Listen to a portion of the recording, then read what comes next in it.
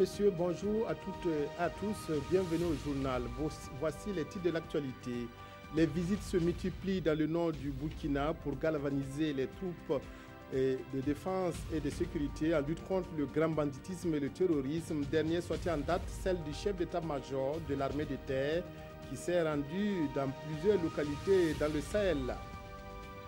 Sortie de terrain du chef d'état-major de l'armée de terre, le colonel-major Rabouinga Kabore s'est rendu au chevet des troupes et groupements des forces antiterroristes et s'est impliqué dans l'opération Panga. Le chef d'état-major de l'armée de terre a ainsi visité les localités de Baraboulé, Djiguel et Nassoubo. Reportage Admagiti Oumar Zombré. Du Mali. C'est après un briefing sur l'opération Panga que le CEMAT, le chef d'état-major de l'armée de terre, Rabouinga Kabore, entreprend une tournée pour ragaillarder le moral des troupes et prendre connaissance des difficultés qu'elles traversent. Le cap est mis sur Baraboulé.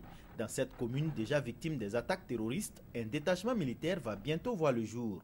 Les travaux avaient même débuté, mais ce site est trop exposé car trop fréquenté par les populations. Pour la hiérarchie militaire, pas question de badiner avec la sécurité des hommes. D'ailleurs, un autre site a été choisi à cet effet, mais en attendant son installation effective, les troupes de la compagnie Lyon veillent au grain et patrouillent nuit et jour dans la commune. Le commissariat de Baraboulé est la première destination de la hiérarchie militaire. Les murs portent encore les stigmates de la dernière attaque et les motos calcinées témoignent de la furie de l'assaut. Mais malgré cette vue, les policiers sont là et veillent toujours à la protection de la population avec toujours plus de détermination. Après le commissariat, le CEMAT se rend à la mairie, une autre cible des terroristes. Là, ce sont des moments de retrouvailles et de réconfort. Oui, tu vas bien? Ça va, je dois. Content de te voir. On a toujours besoin aussi de votre soutien, votre collaboration pour que notre travail aussi se passe bien sur le terrain. Je vois aussi que ça commence à venir comme il vient de dire. Il faut qu'on s'encourage pour que ça puisse très bien se passer. D'accord. Donc, bon séjour et bonne traversée. De Baraboulé, nous remontons vers Djiguel à la rencontre de la compagnie Lyon. Une compagnie dirigée par le jeune capitaine Ange-Patrick Tapsoba. Le capitaine fait son rapport. Lorsque nous avons fait notre mission de reconnaissance au niveau du village de Kémy, nous avons pu appréhender certains suspects. Plus d'une vingtaine de personnes dans les mailles du filet, mais aussi des difficultés liées à la qualité de l'eau de forage, ainsi que d'autres d'ordre matériel et logistique. Après Djiguel, cap sur le dernier site qui est le camp de base de la compagnie Tigre, le camp du détachement militaire du groupement des forces antiterroristes. L'éthique et la déontologie dans le domaine de la justice, vaste réflexion qui rassemble à Bobo Dioulasso de nombreux participants. Plusieurs communications seront livrées à cet atelier de 3 jours. Elles permettront de revenir sur les manquements à l'égard du justiciable dans la perspective d'une meilleure collaboration et compréhension avec les citoyens. Les précisions à Bobo Dioulasso de la mine Karantao, Carole Mireille Tougma. Rapprocher la justice du justiciable. Les acteurs de la justice s'y activent. Réunis ici en atelier, magistrats, gardes de sécurité pénitentiaire, officiers de police judiciaire, recherchent des moyens pour renforcer leurs capacités en matière d'accueil et de communication. Il est bon que les acteurs de la justice puissent comprendre comment il faut accueillir les justiciables, comment il faut les rassurer, quelles sont les informations qu'il faut leur donner pour les rassurer au moment de leur passage au niveau de la justice. Mettre les citoyens en confiance passe également par la maîtrise de l'éthique et de la déontologie dans le domaine de la justice. Et cette rencontre penche sur la question. C'est d'abord d'assainir le climat de collaboration au sein des acteurs même de la justice. Chacun a sa formation, chacun a sa déontologie, mais on peut travailler donc à rapprocher les déontologies de tous les métiers qui tournent autour donc de la justice. L'atelier organisé par le ministère de la Justice, des Droits humains et de la Promotion civique avec l'appui de la fondation Hans Seidel. Une formation qui s'inscrit dans le cadre de la mise en œuvre d'un des engagements du Pacte national pour le renouveau de la justice. Une nouvelle organisation de défense des droits de l'homme vient de voir le jour. La Ligue pour la défense de la démocratie et des droits de l'homme s'inscrit dans la dynamique de la promotion de la bonne gouvernance et du respect des droits de l'homme. La Ligue a été reconnue officiellement le 17 février dernier. Les précisions de Amadou Ilboudo et de Vincent Tiendré-Béogo. La Ligue pour la défense de la démocratie et des droits de l'homme, la LDH, est le tout nouveau né des organisations luttant pour le respect des droits et libertés fondamentaux au Burkina Faso. Elle veut être un portail pour l'éveil démocratique par l'éducation des masses aux droits de l'homme. Nous nous inscrivons dans l'éducation des populations pour que chaque personne devienne un défenseur de ses droits au Burkina Faso. Et chaque personne devient un ambassadeur effectivement de la LDH donc à terme. C'est-à-dire que la différence c'est que nous serons effectivement des éducateurs et des formateurs. Mais il n'exclut pas que nous serons des acteurs de terrain. Si il arrive que les droits de l'homme ils soient violés à quelque part, ici il y a des victimes, nous allons les défendre. Le Burkina connaîtra des élections partielles les jours à venir et la LDH invite tous les acteurs politiques à plus de responsabilité dans leurs actions pour des élections apaisées. Nous voudrons attirer l'attention des politiciens, des partis politiques, sur la préservation de la quiétude de la paix publique. Ça n'arrange personne que dans un village, on chasse des soi-disant halogènes et qu'on brûle les maisons, ça n'arrange personne. C'est une violation flagrante de droit. Donc, si ça se produit, nous allons les consigner, nous allons les dénoncer. La Ligue pour la défense de la démocratie et des droits de l'homme existe officiellement depuis le 17 février 2017. Elle est composée d'un bureau exécutif de 15 membres, de sections régionales et de points focaux à l'international. Lancement bientôt d'un projet dénommé Diagnostic et mécanisme inclusif de suivi des droits humains sur les sites d'orpaillage au Burkina. Ce projet, initié par l'ONG Ovive, a mobilisé plus de 130 millions de francs CFA. Il va permettre de promouvoir et renforcer la prise en charge des droits humains socio-économiques des populations. Gérard Sommet, Maïmoun Raouré, reportage.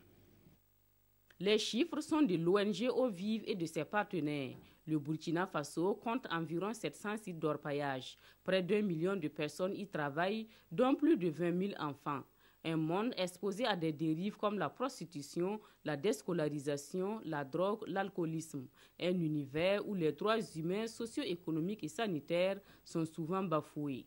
Avec ce secteur d'orpaillage qui prend de l'importance très vite et qui se fait très souvent d'une façon traditionnelle avec de tas de sortes de défis au niveau des droits, nous nous sommes dit il faut agir et il faut appuyer des acteurs locaux à améliorer les conditions des droits humains. L'objectif de ce projet est de renforcer la prise en compte des droits humains et socio-économiques des populations sur les sites d'orpaillage au Burkina Faso. Ovive et ses partenaires entendent mettre à la disposition des décideurs des informations utiles pour l'élaboration des politiques et programmes de promotion des droits humains sur ces sites. Nous devons, à l'issue du projet, avoir une situation, une cartographie bien définie sur la problématique des droits humains sur ces sites d'extraction artisanale de l'or et, partant de ce diagnostic, pouvoir mettre en place des mécanismes et des actions appropriées. L'Union européenne a débloqué 130 millions de francs CFA pour financer le projet. Cette rencontre qui a suivi son lancement officiel permettra aux parties prenantes d'harmoniser leurs points de vue et de mieux comprendre leurs responsabilités dans la mise en œuvre du projet. Le syndicat national des commerçants du Burkina, Sinakombe, a sonné hier le rassemblement à Ouagadougou. Associations, groupements coopératifs, comités villageois de la région du centre ont été conviés à une formation. De prime abord, son thème, civisme, patriotisme, leadership et gestion, n'est pas directement lié aux affaires. Mais que serait le commerce dans un contexte de tension ou de crise? Reportage Amadou Ilboudo, Nathalie Savadogo. Le Ditanier chanté ici à l'entame de la rencontre entre le bureau du Sinakombe, le syndicat national des commerçants du Burkina et ses membres de la région du centre. Environ 5000 membres venus des marchés et arts sont à l'école du civisme, du patriotisme, du leadership et de la gestion. Le Sinakombe a ambition qu'à partir de cette année, d'ici l'année 2018, nous soyons à mesure déjà de commencer à accompagner de manière importante nos membres, de mettre en place des unités de production locaux, des unités de transformation locales, mais également des boutiques coopératives où nous pourrons produire, où nous pouvons consommer burkinabé. Le développement endogène commence à la base selon le secrétaire général du SINACOMB. Il faut l'engagement de tous pour y arriver. Nous allons former nos membres à payer l'impôt librement sans contrainte.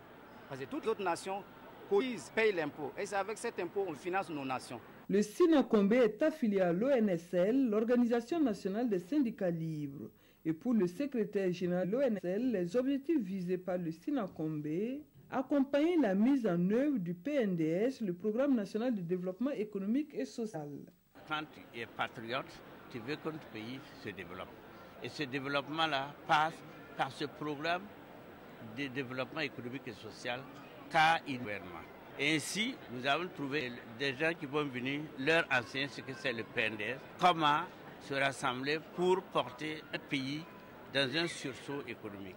À l'issue de cette formation, le bureau du SINACOMB envisage les coopératives des 126 villages de Ouagadougou et des 13 régions du Burkina.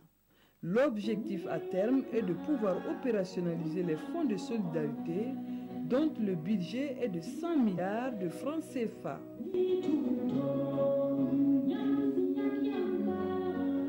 Les producteurs du Sourou essaient chaque fois que l'occasion se présente de faire la promotion des produits de leur dur labeur. La première édition des journées portes ouvertes et exposition des produits agricoles du Sourou s'est tenue hier et avant-hier à Tougan. La foire a permis d'évoquer les difficultés des producteurs de la région. Yves Rwamba, Karim Ouedraogo, Yacouba Goro. Cette foire, qui est à sa première édition, vise à promouvoir la production et la commercialisation des produits agricoles dans le Sourou. Pendant 2 jours, les participants ont mené des réflexions sur la problématique liée à la filière agricole. On a échangé de long en large sur les difficultés qui réellement bloquent les producteurs et productrices pour l'écoulement de leurs produits. C'est une des premières fois qu'une foire ou une journée porte ouverte a été organisée à hauteur de 80% de moyens propres des acteurs. Ça, c'est quand même quelque chose à saluer. Et inviter les différents partenaires, que ce soit techniques et financiers, d'accompagner des œuvres de ce genre. Et la Fondation des États-Unis pour le développement en Afrique n'a pas attendu longtemps pour réagir. Elle a offert un tracteur et d'autres équipements agricoles pour encourager ses producteurs. Nous avons identifié ensemble que le tracteur, en tout cas, les aidait à lever les contraintes liées au tracteur. Il y a d'autres interventions à l'accès aux intrants, liées aussi aux différentes formations. Le gouvernement aussi mène d'autres actions pour améliorer les conditions de travail de ses producteurs dans le Sourou. Le gouvernement, par le biais du ministère en charge de l'Agriculture, est en train de travailler à apporter son appui à travers des opérations intrants, équipements agricoles et animaux de trait. Ces opérations qui sont opérées depuis les années 2008 visent effectivement l'amélioration des conditions de travail des producteurs. Une visite des stands d'exposition a mis fin à cette cérémonie. Rencontre de formation à l'utilisation de la charge virale. Les prestataires des services de santé ont été conviés à cet atelier par le laboratoire Roche Diagnostic France. C'était une occasion pour améliorer les capacités des professionnels de la santé pour une meilleure prise en charge des personnes vivant avec le VIH-Sida. Nongoba Kouda Sandrebego. Le ministère de la Santé, en partenariat avec le laboratoire Roche Diagnostic France, propose en lieu et place du test CD4 l'examen de la charge virale aux personnes vivant avec le VIH.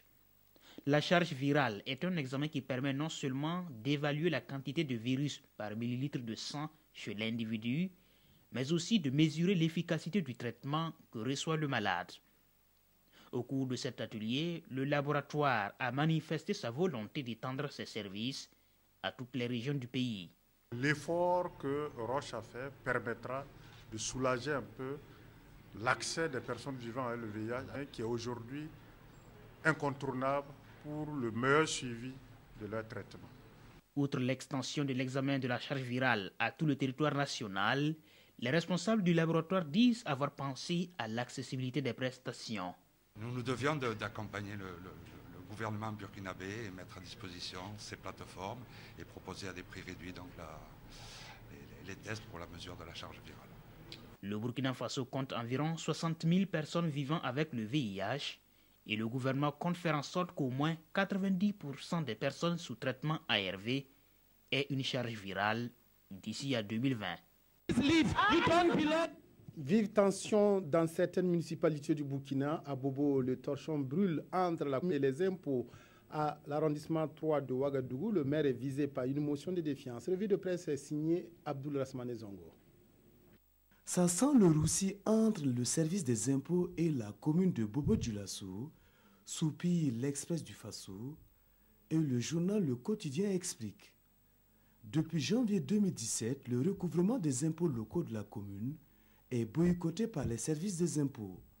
Anormal, rétorquent les agents communaux qui ne l'entendent pas de cette et ont battu le pavé en signe de grève de 72 heures, qui plus est comme un avertissement.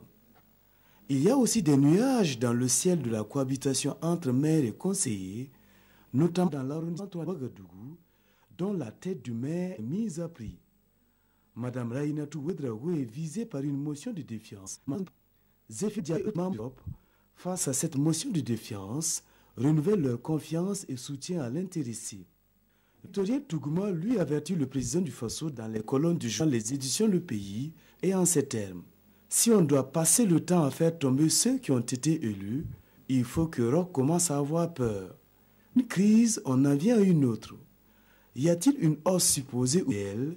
Le prix des Ouagadougou, cette augmentation relève bien qu'au stade d'une proposition, provoque la colère des commerçants. La Chambre de commerce est allée en savoir davantage auprès du maire de Ouagadougou, publie l'Observateur, et pour le bourgmestre, je cite, « Il n'en est rien si ce n'est qu'une récupération politique. » Wait ainsi. Fin de cette édition, merci de nous avoir prêté votre aimable attention. Excellent après-midi à toutes et à tous.